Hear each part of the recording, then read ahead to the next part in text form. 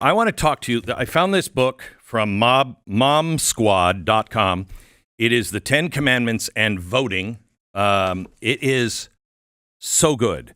We were just going to talk about what the FBI is doing. They released in footnotes a change to the crime stats, a massive change to crime stats. And you're looking at Kamala Harris there lying over and over and over again about Donald Trump. And people will say, well, Donald Trump lies too. I want you to know there are 3 types of lies. This is from your candidate should avoid 3 types of lies. The 10th commandment is thou shalt not bear false witness. Okay, your candidate should avoid these 3 types of lies. The easiest way to know if your candidates are honest is to look for the lies they tell and the way they tell them. There are 3 main types of lies: commission, omission, and paltering. So, commission is outright lying. Deleting facts that are important, like CBS seems to be doing, is also another form of lie. And paltering is not as common as a lie, but it is the slipperiest one, because paltering is using a series of truthful statements to say something false. Okay? So how do you find, because you have to vote for one of these 2 people. So how do I balance? Because a lot of people say, well, they both lie. Yeah. All right. So let's do this. According to this, 10 Commandments and Voting book, candidates should be honest. This is already a big ask. Chances are your candidates have been dishonest about something at some point. Keep that in mind, though. So has everybody. This is not about perfection. This is intent. Are your candidates trying to mislead you? Is Donald Trump trying to mislead you? I think the answer to that is absolutely no. He's not trying to mislead you. Can you think of a lie he's told? He's, I guess, I had more people at at my inauguration. Look. But that's harmless, but still.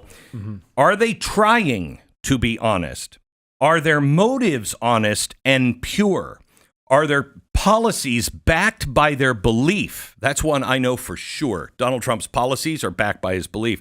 Do they follow through on their promises? He has.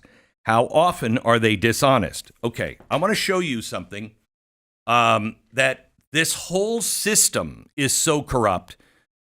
The FBI has now come out and covertly changing the crime stats. Okay? Democratic operatives and the liberal media have claimed that crime is going down. And they show you the FBI data. Well, the FBI has screwed with the numbers.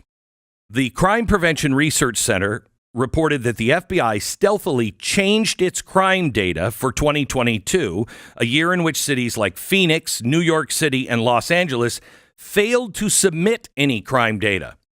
And then they said this is a finished report and crime is down. Well, now they say it didn't fall by 2.1%. It's actually up. The 2022 violent crime rate has been updated for inclusion. There were 80,029 more violent crimes, 1,600 more murders, 7,780 more rapes, 33,000 more robberies, and 37,000 more aggravated assaults. Okay, that sounds like a big miss, doesn't it? But here's where it gets insidious. They just put this in the footnotes. They didn't make a big deal out of it. They continue to mess with the numbers. How many times have they got the unemployment rate wrong? So you get the headlines of, we're good. And then a month later, you're like, we're not so good. Okay. They have given the Democrats a talking point on crime is actually down, when we all knew, if you believe your own eyes and don't listen to the media, you know what's true already. And let me show you how Donald Trump is made to look like a conspiracy theorist or a madman, and how the media actually helps them do it. This is from the debate, ABC. Crime is down all over the world except here. Crime here is up and through the roof, despite their fraudulent statements that they made. Crime in this country is through the roof. And we have a new form of crime. It's called migrant crime. And it's happening at levels that nobody thought possible. President Trump, as you know, the FBI says overall violent crime is actually coming down in this country. But Excuse me, the FBI they were defrauding statements. They didn't include the worst cities. They didn't include the cities with the worst crime. It was a fraud, just like their number of 818,000 jobs that they said they created turned out to be a fraud. He was right. It's notable that it wasn't Kamala Harris fact-checking him on that. It was Correct. the moderator doing it. Well, she was making faces he's crazy. What is he saying? She just didn't know. Right. Right. But the moderator did know what the line was, and that was a report that was released by the FBI, but it was not complete, and now we know what the result is. This, by the way, is the largest percentage increase that we've ever seen. Okay? The largest percentage increase that we've ever seen. Since they've been releasing these statistics, they have gone up a little bit and corrected by just fraction of percentages. Oh, as far as the correction goes, it's the largest correction. Okay, correction. Got it. Okay. When they have the correction, it'll go up just a little bit. It's never done anything like this. This was intentional. Again, to give her talking points. You'll notice CBS, another liar, CBS will not release the transcripts of two shows.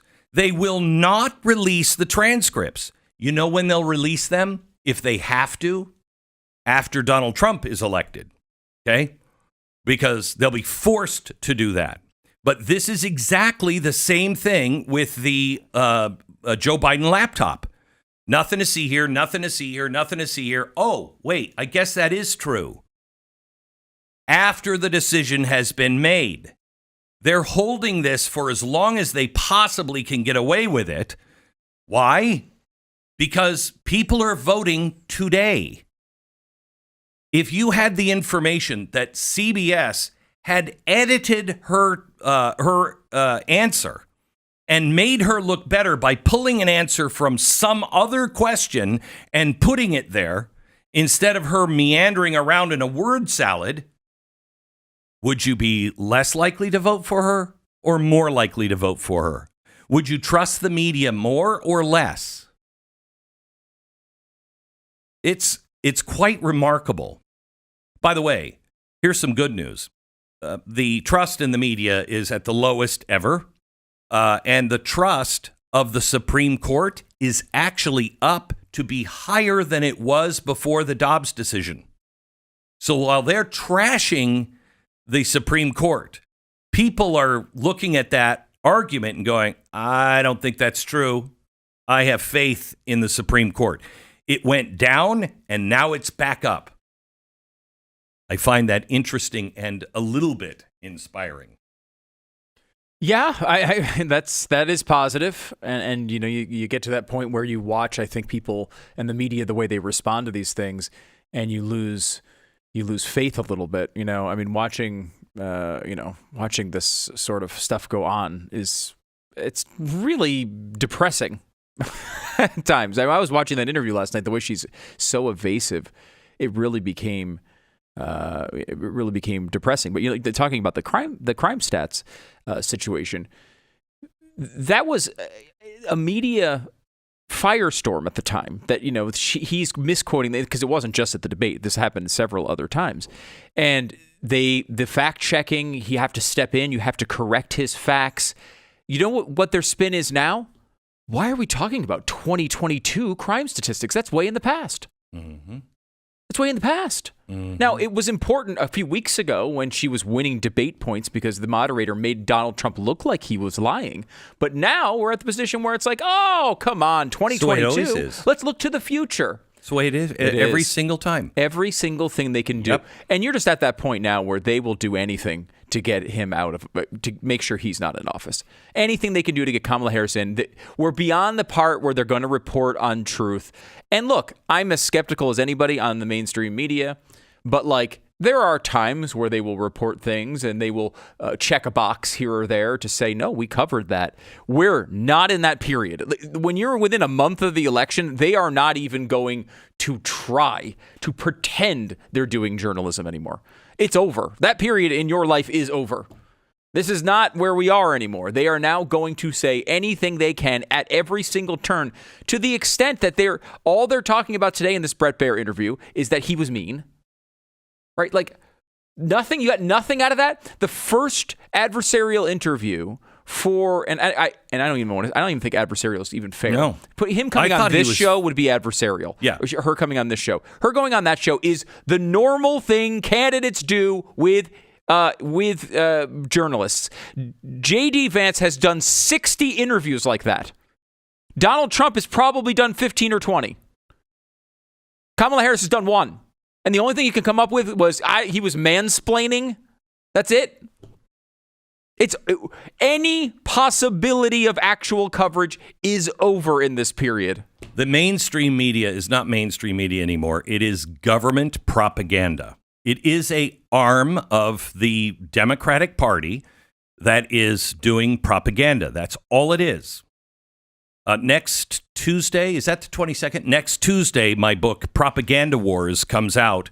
It shows you how to look beyond that, to be able to judge which story is true. How do I know a story is true? How do I decipher through all of this bullcrap and what's coming next? It's Propaganda Wars. It is a really important tool. You can get it now wherever you buy your books. You can order it. It comes out next Tuesday. I've done the book, the audio book, and so you can get that as well. But I would get this in paper. Any book that you ever think is important, you should buy in paper. You can buy it digitally, but I do two things. I usually listen to the audiobook, and if it's worth keeping, I buy it again in paper because, things can change overnight.